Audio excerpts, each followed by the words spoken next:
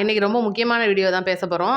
மறக்காமல் வீடியோவை ஸ்கிப் பண்ணாமல் முழுசாக பாருங்கள். பார்த்ததுக்கப்புறமா உங்கள் கமெண்ட்டை சொல்லிடுங்க. நிறைய இடங்களில் வந்து வேலை காலி பணியிடங்கள் நீங்கள் கேள்விப்பட்டிருப்பீங்க. போலீஸ் வேலையாக இருக்கட்டும், மருத்துவ வேலையாக இருக்கட்டும், இராணுவ வேலையாக இருக்கட்டும், வங்கி வேலையாக இருக்கட்டும், எங்கே வேணாலும் உங்களுக்கு காலி பணியிடங்கள் கிடைக்கும். அதே மாதிரி இப்போ டிஎம்கேல காலி பணியிடங்கள் நிறையா இருக்குது. வேணும்னா நீங்கள் அப்ளை பண்ணிக்கலாம். பெரிய தகுதியெலாம் ஒன்றும் கிடையாதுங்க. ஏதாவது துண்டு சீட்டை பார்த்து படிக்க தெரிஞ்சிருக்கணும். லைட்டாக கொஞ்சோண்டு மொள்ள மாதிரி தானே முடிச்சவைக்கு தானே தெரிஞ்சிருந்தா போதும், உங்களுக்கு உடனடியாக பணி வழங்கப்படும். ஏன்னா அங்கே இருக்கிற பணியாட்கள்லாம் வந்து பார்த்தீங்கன்னா இங்கே வந்துட்டாங்க. என்னடா அது அங்கே ஆல்ரெடி அந்த வேலையை தான் பண்ணிட்டு இங்கே வந்திருக்காங்களான்னு நீங்கள் கேட்கலாம். தலைமை சரி இருந்தால் எங்கே இருந்தால் என்னங்க அப்படின்ற மாதிரி தான் நம்ம சொல்ல முடியும். ஏன்னா இன்றைக்கி டிவிகேல நிறையா பேர் வந்து ஜாயின் பண்ணியிருக்காங்க. பல்வேறு கட்சிகள், விசிகாவாக இருக்கட்டும், டிஎம்கே, ஏடிஎம்கே, நிறைய இப்போ ஓபிஎஸோட ஆதரவாளர் கூட ஏற்கனவே ஜேசிடி பிரபாகர் இணைஞ்ச மாதிரி இன்றைக்கி ஒருத்தர் வந்து இணைஞ்சிருக்காரு. அந்த மாதிரி நிறைய பேர் வந்து சேர்ந்துருக்காங்க. முன்னாள் ஐபிஎஸ் அதிகாரி வந்து ஒருத்தர் இணைஞ்சிருக்காரு. இவங்களெல்லாம் பார்க்கும்போது அவங்க சொல்கிற காரணம், இப்போ உதாரணத்துக்கு காமராஜர் அவங்களோட பேத்தி, அவங்க சொல்கிற காரணம் பார்க்கும்போது நம்மளே ஆல்ரெடி அந்த வீடியோ போட்டிருந்தோம். உண்மையிலே நான் அந்த காரணத்தை அவங்க சொல்லுவாங்க அப்படின்னு நான் எதிர்பார்க்கல. என்னன்னு நீங்கள் கேட்கலாம். காமராஜர் அவர்களை வந்து முக்தார் அவர்கள் இந்த நம்ம ஹரிநாடார் மாதிரி பெரிய பிரச்சனை ஒன்று ஆச்சு பாருங்கள், பயங்கரமாக வந்து பேசிட்டாரு. ஆனால் நாங்கள் வந்து தலைமையிட்ட வந்து அவர் மேலே நடவடிக்கை எடுக்க சொன்னோம். எங்கள் தலைமை வந்து எங்களை சுத்தமாக மதிக்கலை. அதனால எங்களுக்கு வந்து அது ரொம்ப நாங்கள் சொல்லி பார்த்து மனசு வெறுத்து போய், ஏன்னா அவர் வந்து ரொம்ப அசிங்கமாக வந்து ஒரு வெளிப்படுத்துகிறாரு அப்படின்ற உடனே அவங்களுக்கு அது பிடிக்கல, கட்சியிலேருந்து வெளியேறிட்டாங்க. இந்த மாதிரி விசிகாவோட நிர்வாகி ஒருத்தர் என்ன சொன்னாருன்னா, 33 வருஷமாக வந்து விசிகாவில் வந்து அண்ணன் கூட வந்து பயணிச்சிருக்கோம். ஆனால் எங்களுக்கு வந்து ஒரு மரியாதை இல்லை, எங்களை யாருமே மதிக்கலை. கட்சியில் இருக்கிற 2ஆம் கட்ட தலைவர்கள், இப்போ தலைவர் மேலே யாருமே குறை சொல்லலைங்க. ஏன்னா அவங்கள இன்ன வரைக்கும் எல்லாருமே மரியாதையாக அந்த ஒரு இது இருக்க தான் செய்யுது. 2ஆம் கட்ட தலைவர்கள் மேலே இருக்கிற அந்த ஒரு வெறுப்புணர்வு காரணமாக நாங்கள் வந்துட்டோம் அப்படின்ற மாதிரி சொல்கிறாங்க. அது மட்டும் கிடையாது, அவர் ஊர்லேருந்து கிட்டத்தட்ட அவர் வந்து திருநெல்வேலிக்காரராம். அந்த ஊரில் 1000 பேருக்கு மேலே இணைச்சி விட்றேன், விழா நடத்த போகிறேன் அப்படின்னு சொல்லியிருக்காப்புல. இன்னும் நிறையா பேர் வந்து இன்றைக்கி டிவிகேல ஜாயின் ஆகுறதுக்கான ஒரு அதிகபட்ச நடவடிக்கைகள் எடுத்துகிட்டு இருக்காங்க. சிடிஆர் நிர்மல்குமார் சொல்லியிருப்பார், பொங்கல் அப்போ வந்து ஒரு பெரிய சர்ப்ரைஸ் இருக்குது அப்படின்ற மாதிரி சொல்லியிருப்பார். இதெல்லாம் ஒரு பக்கம் நடந்துக்கிட்டு இருக்கும்போது, இப்போ இந்த புது வருஷம் பிறந்திருக்கு 2026. எடுத்த உடனே பார்த்தீங்கன்னா இப்போ எவ்வளவோ கேஸ்லாம் போயிட்டுருக்கு. அந்த ஒரு கேஸில் வந்து தீர்ப்பு வரலாம், தீர்ப்பு வராமல் போகலாம், இதெல்லாம் நிறையா போயிட்டு இருக்கும்போது எடுத்தோடனே வரப்போகிற கேஸாகவே வந்து இவங்களுக்கு பேரிடியாவாக விழுகணும் அப்படின்ற மாதிரி திருப்பரங்குன்றம் வழக்கு பார்த்தீங்கன்னா பொதுமக்களுக்கு சாதகமான ஒரு வழக்காக வந்து அமைஞ்சிருக்கு. ஏன்னா ஆளும் திமுக அரசு வந்து நிறையா மேல்முறையீடு கொடுத்துருப்பாங்க.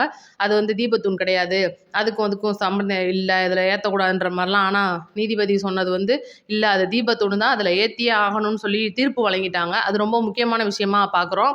3வது பார்த்தீங்கன்னா இந்த ஜனநாயகன் படத்தை வந்து பராசக்தியை வச்சு நாங்கள் முடிச்சு விட்ருவோன்ற மாதிரிலாம் பயங்கரமாக பிஆர்லாம் போயிட்டுருக்கு. ஐடி விங் நல்லாவே வேலை செய்கிறாங்கன்னு சொல்லலாம் பராசக்திக்கு. என்னென்னு கேட்டிங்கன்னா, இப்போ ஒரு படம்ங்க, குறிப்பாக வந்து இப்போ விஜய் படமாக இருக்கட்டும், ரஜினி படமாக இருக்கட்டும், கமல் படமாக இருக்கட்டும், ஒரு படத்துக்கு வந்து பார்த்திங்கன்னா 1 மணி நேரம் இப்போ யூடியூப்பில் வந்து ஒரு ஷார்ட்ஸோ ஒரு வீடியோவோ அப்லோட் பண்ணோம் அப்படின்னா, யூடியூப் அப்லோட் பண்ணுறவங்களுக்கு உங்களுக்கு வியூஸ் எவ்வளோ காட்டுதோ அதை அப்லோட் பண்ணுறவங்களுக்கு டபுளாக காட்டும். அதுதான் வந்து நியாயமான ஒரு அல்காரிகமாக போயிட்டுருக்கும்.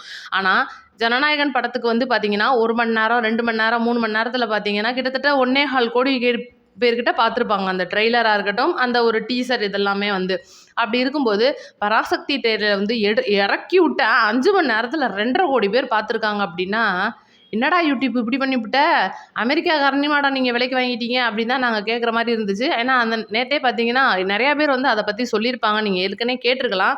ஆனால் இதெல்லாம் நம்ம ஆராய்ஞ்சு பார்க்கும்போது நல்ல ஐடி விங் வேலை பார்க்குறாங்க. இன்னும் வந்து மகளிர் குழுவாக இருக்கட்டும், ஏகப்பட்ட குழுக்கள் மூலியமாக இருக்கிறவங்களுக்குலாம் வந்து ஓசியில் டிக்கெட் கொடுத்து போய் படத்தை பாருங்கப்பான்ற மாதிரிலாம் சொல்கிறாங்களாம். வலுக்கட்டாயப்படுத்தி வந்து தேட்டருக்குள்ளே திணிக்கிறதெல்லாம் வந்து குமுறுறாங்க. எங்களுக்கு வேலை வெட்டி இதுக்கு படம் பார்க்குறதுக்குலாம் டைம் ஆகுது அப்படின்னு சொல்லி, பொங்கல் அதுவுமா நாங்கள் போய் படத்தையாக பார்த்துக்கிட்டு இருப்போம் அப்படின்னு சொல்கிறாங்க. இல்லை, உங்களுக்கு சம்பளத்தோட நீங்கள் போய் படத்தை ஓசியில் பார்த்துட்டு வாங்க குடும்பத்தோட, எத்தனை டிக்கெட் வேணாலும் நாங்கள் தர்றோம் அப்படின்னு சொல்லிட்டு திணிக்கிறாங்களாம். என்னடா அது எஸ்கே அப்படின்னு நம்ம சிவகார்த்திகேயன் அப்படின்னு இவ்வளோ நாளாக நினச்சிக்கிட்டு இருக்கோம். கிடையாதுங்க, எஸ்கே அப்படின்னா சின்ன கருணாநிதி.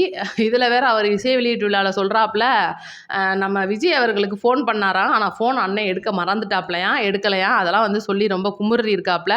இன்னும் வந்து ஜெயம் ரவி, அதாவது அந்த படத்தில் நடித்த நம்ம ரவி மோகன் வில்லனாக வர்றாரு பராசக்தியில்.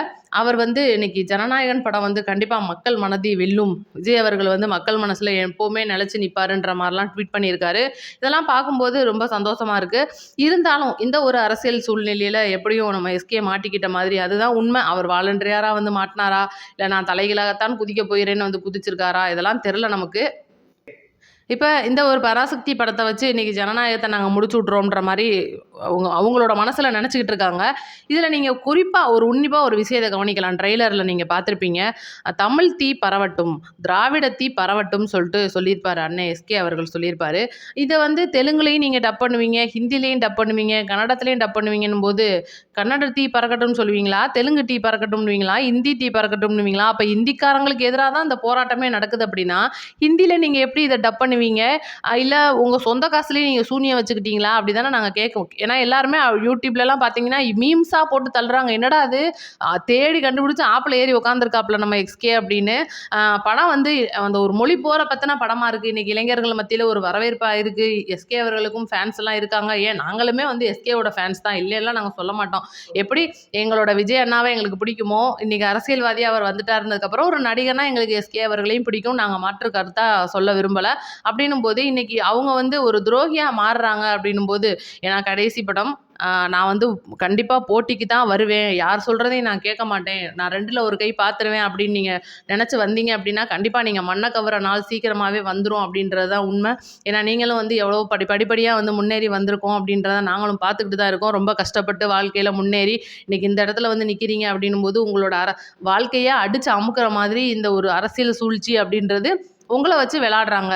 ஏன்னா நீங்க அந்த மஞ்ச துண்டெல்லாம் போட்டு வரும்போது எங்களுக்கு பார்க்குறதுக்கு எஸ்கே மாரியே இருக்கு.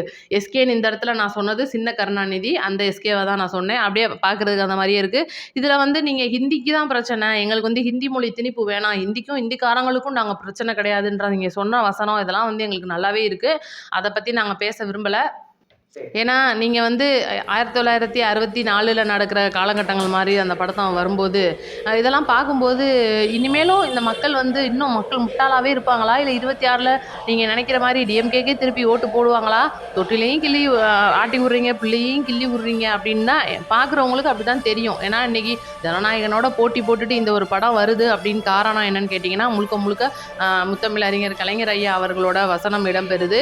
அறிஞர் அண்ணா மாரியான ஒரு கேரக்டர் வருது. அறிஞர் அண்ணா என் தம்பி, இந்தி மொழிக்கு எதிரா போராடுறவன் யாரா இருந்தாலும் அவன் என் தம்பிடான்ற மாரிலாம் கேரக்டர்லாம் வச்சிருக்கீங்க. உண்மையிலேயே ரொம்ப நெஞ்ச நக்குற மாரி தான் இருந்துச்சு.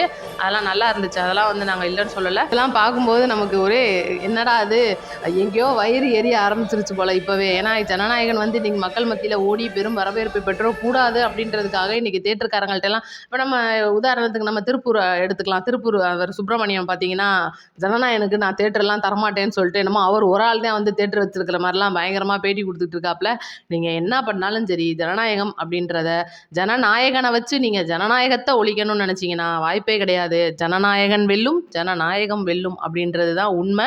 இன்னைக்கு நம்மளோட சேனல்ஸை பார்க்குறவங்க ஏற்கனவே நிறைய வீடியோ இதுக்கு நம்ம போட்டுட்டோம். இன்னும் நான் காலையில கூட பார்த்தீங்கன்னா ஜனநாயகன் படம் வந்து பயங்கரமா வந்து வெற்றி பெறணும்னு சொல்லிட்டு ஏகப்பட்ட பேர் வந்து வழிபாடெல்லாம் நடத்திட்டு இருக்காங்க. நம்மளோட சேனல்ஸ்க்கு அந்த வீடியோவை தான் நம்ம அப்லோட் பண்ணியிருந்தோம். அதையும் பார்க்காதவங்க பாருங்க. நிறைய பேர் நம்மளோட சேனலுக்கு வந்து சூப்பர் தேங்க்ஸ் பண்ணி உதவுறீங்க. அவங்களுக்கும் ரொம்ப நன்றி தெரிவிச்சுக்குருவோம். நம்மளோட சேனல்ஸ்க்கு புதுசாக வரவங்க ஷேர் பண்ணிடுங்க, சப்ஸ்கிரைப் பண்ணிக்கோங்க, லைக் பண்ணிடுங்க. நன்றி, வணக்கம்.